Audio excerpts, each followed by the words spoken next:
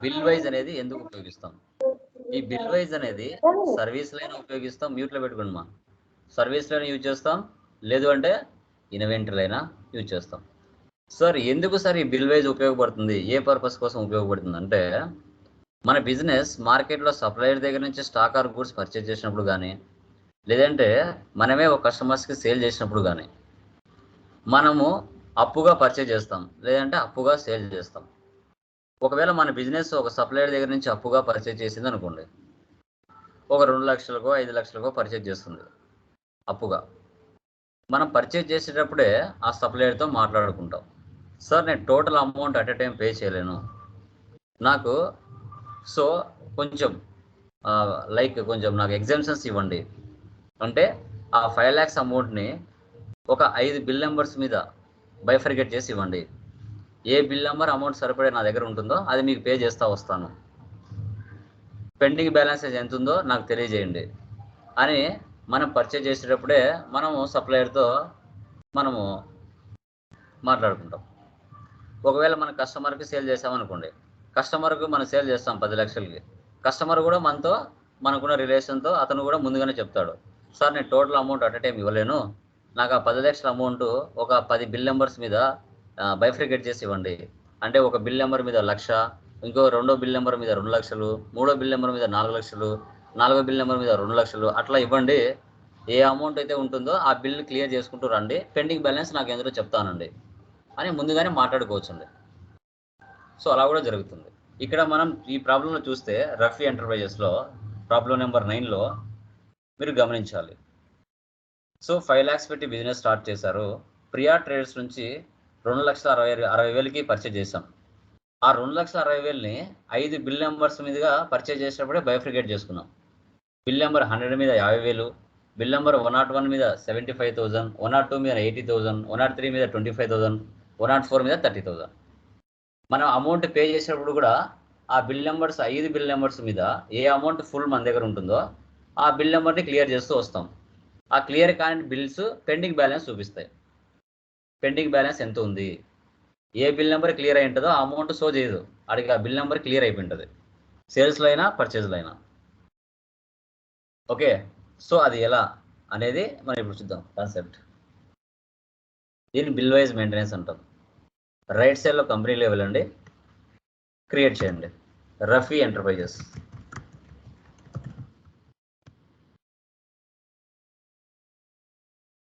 Andhra Pradesh save చేయండి.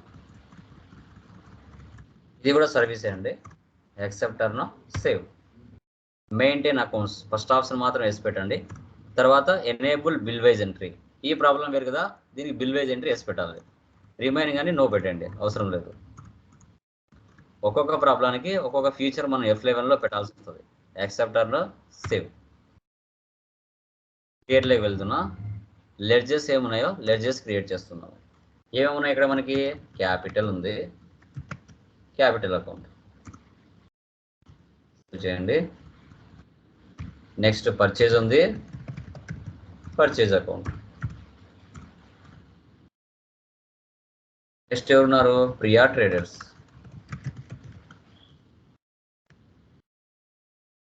Creators. చూడండి, ఎప్పుడైతే F11లో బిల్ వైజ్ అనే ఆప్షన్ ఎస్ పెడతామో maintain balances bill by bill అనే ఆప్షన్ ఇక్కడ డిఫాల్ట్గా ఎస్ వచ్చేస్తుంది.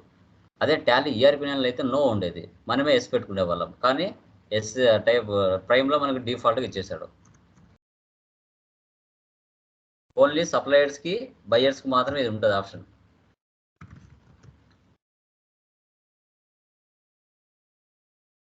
నెక్స్ట్ కాన్ ట్రేడర్స్,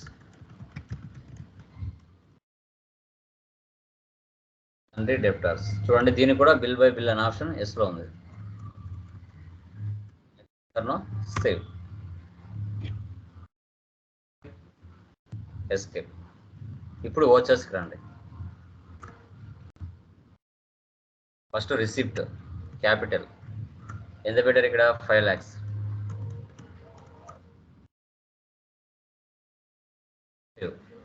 ఇప్పుడు పర్చేజ్కి రండి. పర్చేజ్కి వచ్చిన తర్వాత చేంజ్ మోడ్లోకి వెళ్ళి యాజ్ ఓచర్ తీసుకోండి, ప్రియా ట్రేడర్స్. అమౌంట్ ఎంత టోటల్ అమౌంట్ 2,60,000. ఇప్పుడు చూడండి ఇక్కడ new reference, against reference, advance, on account అనే ఆప్షన్స్ వస్తాయి. న్యూ రెఫరెన్స్ అంటే కొత్తగా బిల్ నెంబర్ని టైప్ చేసేదే న్యూ రెఫరెన్స్. అదే బిల్ నెంబర్ని డబ్బులు పే చేసేది అగైనెస్ట్ రెఫరెన్స్. అడ్వాన్స్ అంటే ముందుగా ఇవ్వటం, ఆన్ అకౌంట్ అంటే స్పాట్ అమౌంట్ ఇచ్చేసి తీసుకుని వెళ్ళిపోవడం. ఇప్పుడు మనం న్యూ రెఫరెన్స్ తీసుకోవాలి. బిల్ నెంబర్ 100 ఇలా ప్రతిసారి టైప్ చేయకుండా Ctrl C కాపీ చేసుకుంటా ఈ నెంబర్ని. Due date or credit days 1 April 23. ఇక్కడ మీరు గమనిస్తే ఆ 2,60,000 అనే అమౌంట్ బిల్ నెంబర్ 100 మీద 50,000కి మనం బైఫ్రికేట్ చేసుకున్నాం. డ్యూ డేట్ అంటే ఏంటి? నెక్స్ట్ ఏ డేట్ లోపల నువ్వు ఇస్తావు అనేది డేట్. ఫర్ ఎగ్జాంపుల్ 27 అక్టోబర్ 1వ తారీఖు లోపల ఇస్తావా, ఆ డేట్ ఇక్కడ ఇచ్చుకోవాలి. ఇక్కడ 50,000. మళ్ళీ new reference Ctrl C copy చేసిన పైన Ctrl V paste 101 75,000. 102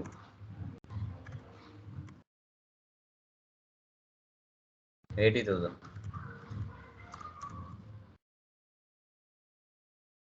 103 25,000. 104 30,000. Next debit purchase తీసుకోవాలి. Accept save. నెక్స్ట్ సేల్స్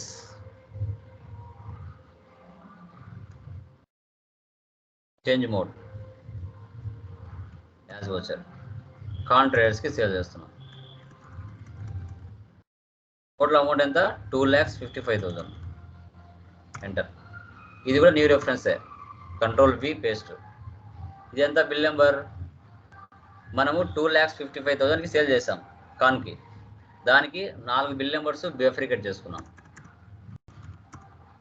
200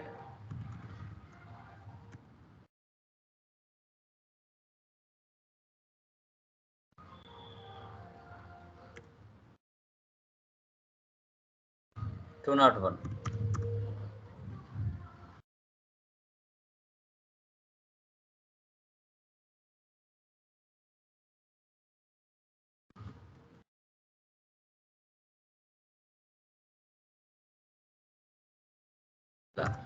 ఆ 2,55,000 అమౌంట్ని ఇలా 4 బిల్ నెంబర్స్ మీద కస్టమర్కి మనం ఇచ్చాం. అప్పుగా పర్చేజ్ చేసాం, అప్పుగా సేల్ చేసాం. ఇప్పుడు అప్పుగా పర్చేజ్ చేసిన తర్వాత మనం అమౌంట్ పే చేయాలిగా. Payment to creditors. ఎంత పే చేసాం మనం? 1,55,000 చేస్తున్నాం. 2,60,000కి పర్చేజ్ చేసాం, 1,55,000 మనం డబ్బులు ఇస్తున్నాం. ఓకే, పేమెంట్ తీసుకోండి. ఇండియా ట్రేడ్స్ చూడండి, కరెంట్ బ్యాలెన్స్ చూపిస్తుంది 2,60,000. ఇప్పుడు మనం ఇక్కడ 1,55,000 ఇవ్వాలి. ఇప్పుడు అగైనెస్ట్ రెఫరెన్స్ తీసుకోవాలి. అవి ఆటోమేటిక్గా ఈ ప్లేస్లోకి వచ్చి ఉంటాయి. బిల్ నెంబర్ 100 40తో 50,000కి పర్చేజ్ చేసాం, కానీ 40,000 ఇస్తున్నాం. 10,000 పెండింగ్ బ్యాలెన్స్ అలాగే చూపిస్తుంది. 101 మీద 75,000కి పర్చేజ్ చేసాం, 60,000 ఇస్తున్నాం, అంటే 15,000 పెండింగ్ బ్యాలెన్స్ చూపిస్తుంది. 102 80,000కి పర్చేజ్ చేసాం, కానీ డబ్బులు ఇవ్వలేదు, అది అలాగే పెండింగ్ ఉంటుంది. 103 25 పర్చేజ్ చేసాం, 25 ఇచ్చేస్తున్నాం. 104 30కి పర్చేజ్ చేసాం, 30 ఇచ్చేస్తున్నాం. ఇప్పుడు క్యాష్ తీసుకోవాలి. పెండింగ్ బ్యాలెన్స్ ఏవైతే అమౌంట్ టోటల్గా ఇచ్చేస్తామో అవి క్లియర్. పెండింగ్ బ్యాలెన్సెస్ ఉంటాయి, పెండింగ్ బ్యాలెన్స్ ఉంటాయి. పర్చేజ్ చేసాము, వాళ్ళకి అమౌంట్ పే చేసాము. ఒక 10 days తర్వాత సేల్ చేసాము కస్టమర్కి, కస్టమర్ మనకు డబ్బులు ఇస్తున్నాడు, అంటే రిసిప్ట్. కాన్ ట్రేడర్స్ అమౌంట్ ఎంత? మనం ఎంతకు సేల్ చేసాము? 2,55,000కి సేల్ చేసాము, కానీ ఎంత ఇచ్చారు వాళ్ళు మనకి? 2,05,000 ఇచ్చారు. 2,05,000 అగైనెస్ట్ రెఫరెన్స్. 200 మీద 1 lakh మనం సేల్ చేసింటే వాళ్ళు ఇచ్చింది మనకు 80,000 ఇచ్చారు, ఇంకా 20,000 పెండింగ్ బ్యాలెన్స్. 201 50,000 ఇస్తే 50,000 క్లియర్. 203 202 80కి సేల్ చేస్తే మనం వాళ్ళు ఇచ్చింది 50,000, అంటే ఇంకా 30,000 పెండింగ్ ఉంటుంది. 25 cash. Accept or no save. Escape. Profit and loss alt F1 expand. 2,60,000కి మనం పర్చేజ్ చేసాం, 2,55,000కి సేల్ చేశాం. సో 5,000 మనకు నెట్ లాస్. చేసింది చూడాలంటే డే బుక్లో ఉంటాయి. ఏమైనా అమౌంట్లు మార్చాలన్నా ఇక్కడ ఓపెన్ చేసి మార్చుకోవచ్చు. సో తర్వాత display more reports, statements of accounts, out standings, ledger, Priya traders, Alt F1 expand.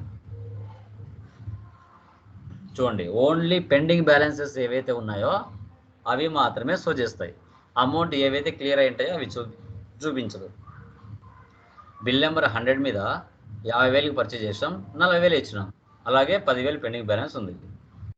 Bill number 101 మీద 75,000కి పర్చేజ్ చేసాం, 60,000 ఇచ్చినాం, 15,000 పెండింగ్ ఉంది. బిల్ నెంబర్ 102 మీద 80,000కి పర్చేజ్ చేసాం, కానీ 80,000 అలాగే ఇవ్వలేదు, పెండింగ్ బ్యాలెన్స్ ఉంది. టోటల్ పెండింగ్ బ్యాలెన్స్ ఎంత? 1,05,000 ఉంది. ఇది పేమెంట్, అంటే మనం పే చేయాల్సిన అమౌంట్. ఇంకా కాన్ F1 మనకు రావాల్సిన అమౌంట్ 1 lakh సేల్ చేస్తుంటే 20,000 ఇచ్చారు వాళ్ళు, 20,000 పెండింగ్ బ్యాలెన్స్ ఉంది. 80,000కి మనం సేల్ చేస్తుంటే 50,000 ఇచ్చారు, ఇంకా 30,000 పెండింగ్ ఉంది. టోటల్గా 50,000 మనకి వాళ్ళు ఇవ్వాల్సిన అమౌంట్ ఉంది. ఈ విధంగా సప్లయర్స్ అయితేనేమి, అదేవిధంగా బయ్యర్స్ అయితేనేమి, మనం బిల్ వైజ్ ఎలా మెయింటైన్ చేయాలనేదే ఇక్కడ మనకి concept. Okay, clear? Any doubts? ఏమైనా డౌట్స్ ఉన్నాయండి?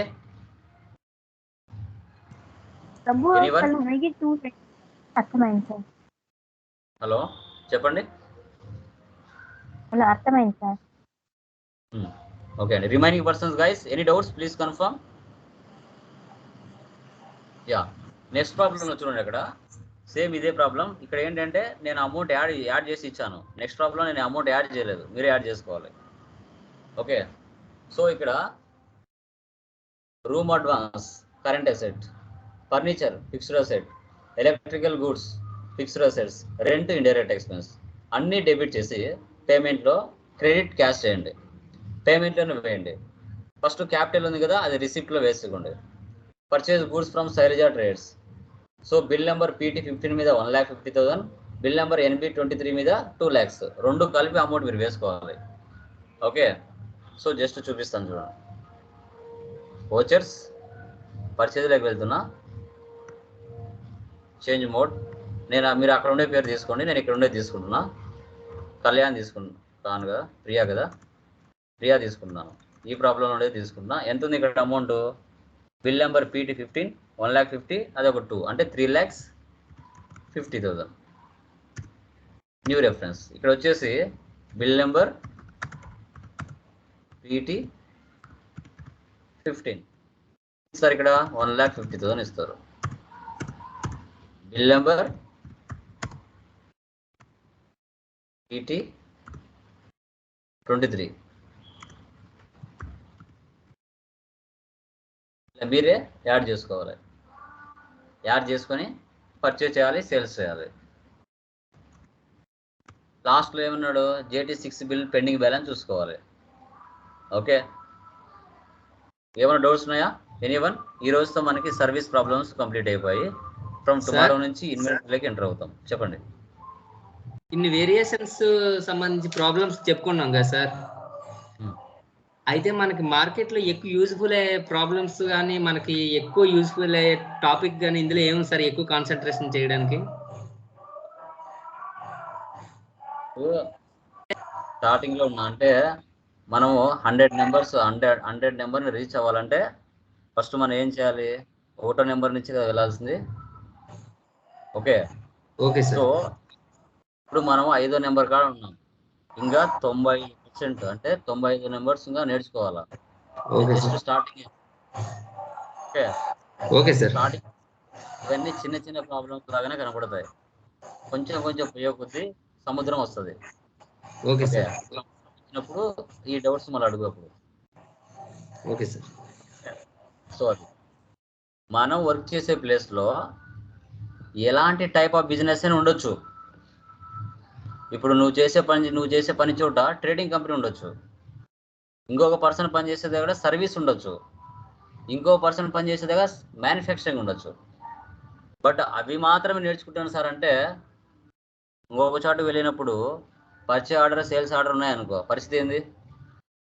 కాబట్టి మీ పనిచేసే ప్లేస్లో అవసరం ఉన్నా కాకపోయినా ఈ కాన్సెప్ట్లన్నీ మీరు తెలుసుకొని ఉండాలి. ఏ కాన్సెప్ట్ ఎప్పుడు వస్తుందో తెలియదు వర్క్ చేసే ప్లేస్లో. ఓకే, అది మీరు కనుక సబ్జెక్ట్ నేర్చుకుంటే మీ అకౌంట్స్ని ఎలా చేస్తే ఈజీగా ఉంటుంది అనేది మీకు ఒక క్లియర్ కట్ పిక్చర్ వస్తుంది అకౌంట్స్ మీద.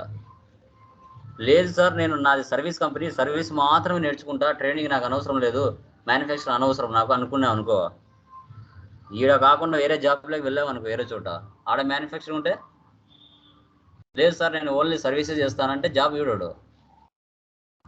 మొత్తం నేర్చుకొని ఉంటే ఏది అవసరం అవుతుందో అప్పుడు ఆ అవసరానికి తగ్గట్టుగా నీ నాలెడ్జ్ అక్కడ పని చేయాలా, అప్పుడు నువ్వు సక్సెస్ అవుతావు. Okay sir, thank you. Remaining all guys, any doubts please confirm.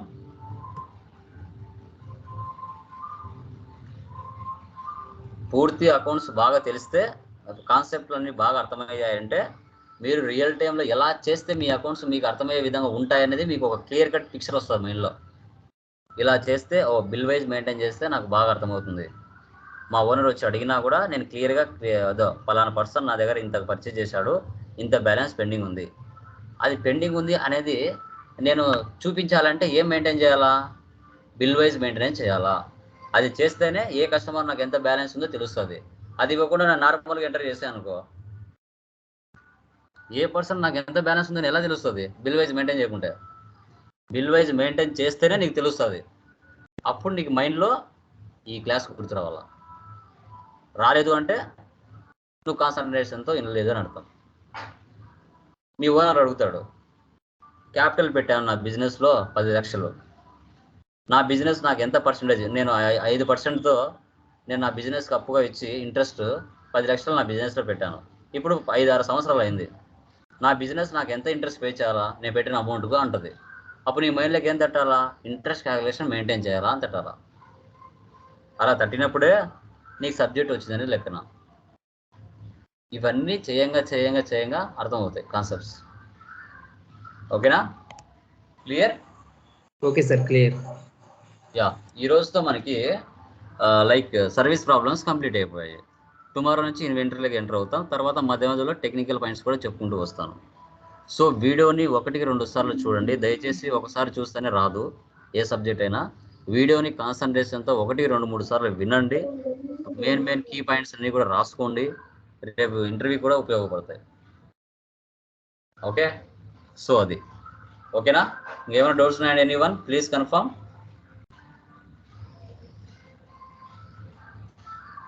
Okay guys, yeah done guys, అది చేసేయండి. Okay sir.